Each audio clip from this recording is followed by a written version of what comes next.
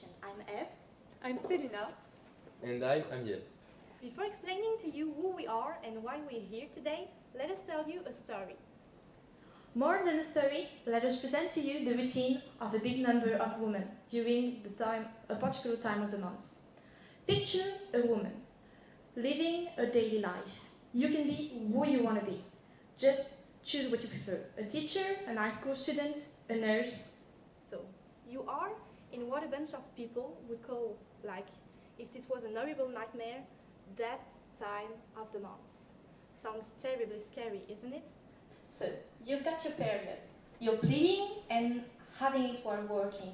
And you're acting most of the time like every day, smiling and facing the daily routine. Your hobby is hurt, you're blooding with a hot water bottle, heat pads, or most of the time, medicine to help you keep going. But there is something. You are excruciating pain in a strange way. You've talked with some of your friends, doctors, and exchanged about the impact of this pain in your life. Actually, living with that amount of pain is not normal. That's why you start wondering what's wrong with you. You see your friends saying that they are not in your situation. One of them, when she's comforting you after a faint, pronounces the word, endometriosis, and tells you that maybe you should search a little bit about the disease. So that's what you do.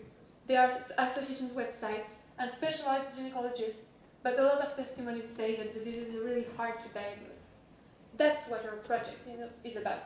We are members of the Paris Saclay iGEM team from Université Paris Saclay in France, and we're developing a new diagnosis for endometriosis. Our university is a member of the UGLO, European University Alliance for the Global Health. We're here to talk about iGEM's project, iGETHICS, and the ethics that goes with it. iGEM is an international competition in synthetic biology. We have to start from scratch to make a whole research project in this field, synthetic biology.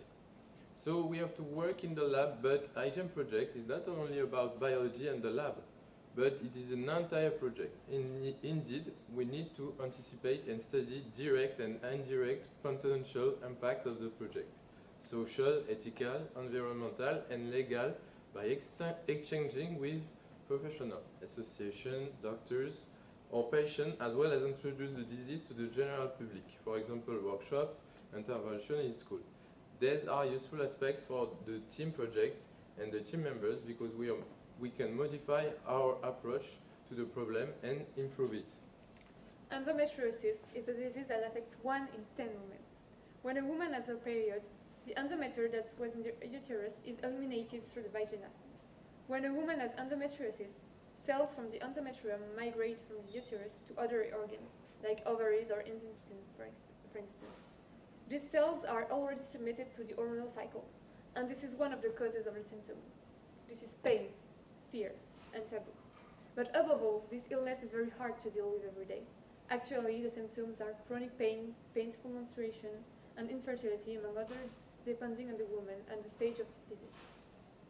It can affect a woman's life, for instance, in her work and in her everyday life. Its diagnosis is really, really long, expensive, and can be invasive, surgery or medical method. One of the reasons for the late diagnosis is classical symptoms that induce health practitioners in error. iGETHICS proposes to complete this arsenal of diagnostic tools with a new way of detection. Simpler, more efficient, quicker, and less expensive. With a blood sample, our project proposes to detect microRNA, miRNA, dysregulated in case of endometriosis. These dysregulated miRNA are involved in the triggers of the disease. This family of biomarkers is an interesting approach to detect an illness. Indeed, miRNA are non-coding small area which allows the regulation of gene expression. First, we wanted to know the general public's opinion, their knowledge, and how endometriosis is perceived as the assessment of the social impact of a project involves in exchange between us and the society. For this, we made a survey we spread in the iGEM community, and this will be useful to put a context for our further discussion. We had around 130 answers from different iGEM teams from all around the world. Less than a quarter have never heard of endometriosis before. Moreover, about 1/3 of the iGEMers don't know what endometriosis is. Also, we asked them to give a definition of the disease if they knew what it was, and there were like a lot of wrong answers due to a lack of communication about the disease.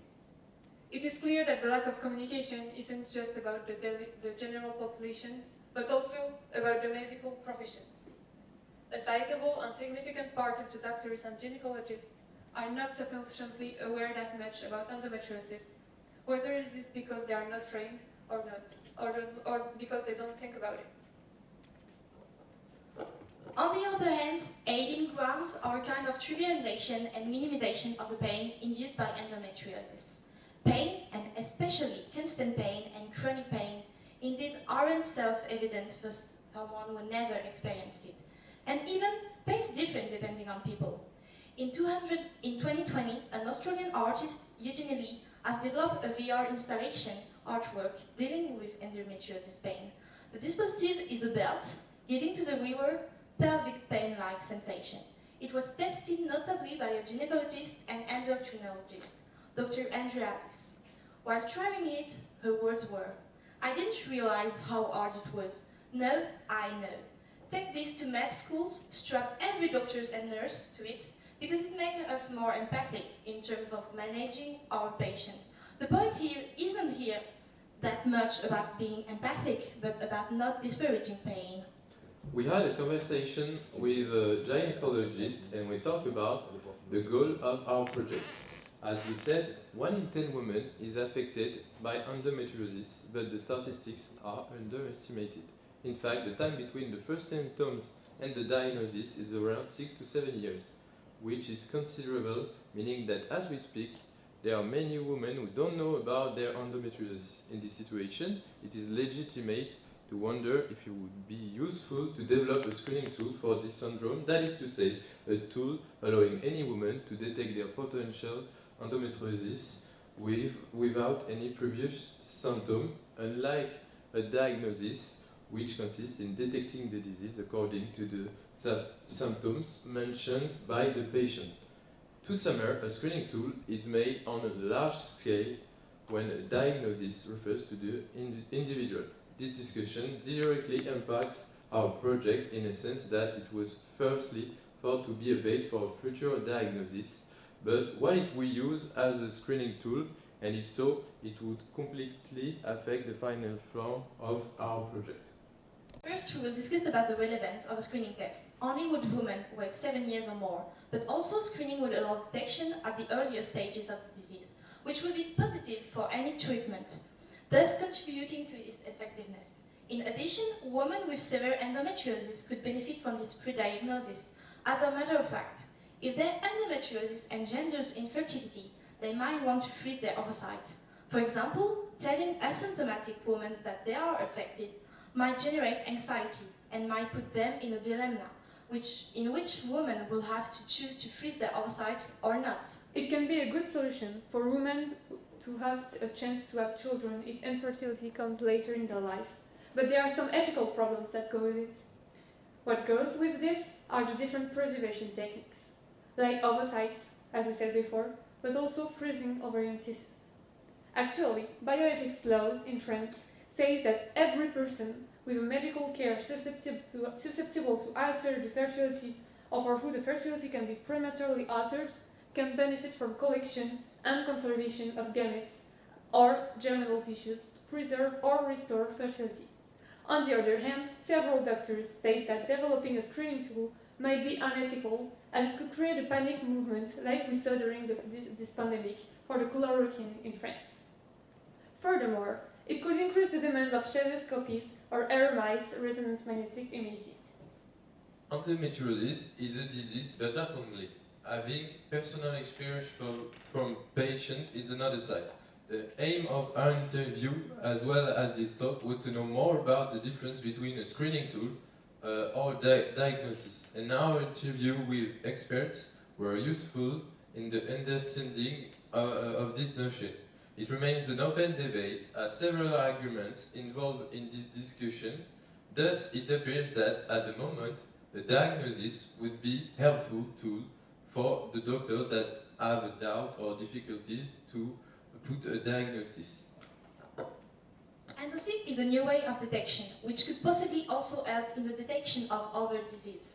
And for the moment, there are not a lot of ethics debate that goes with endometriosis, because the disease is all well known. Stay tuned for our panel discussion coming with iGEM Lund soon, and we're hoping you had a great time, and bye-bye. Have a nice day. Thank you.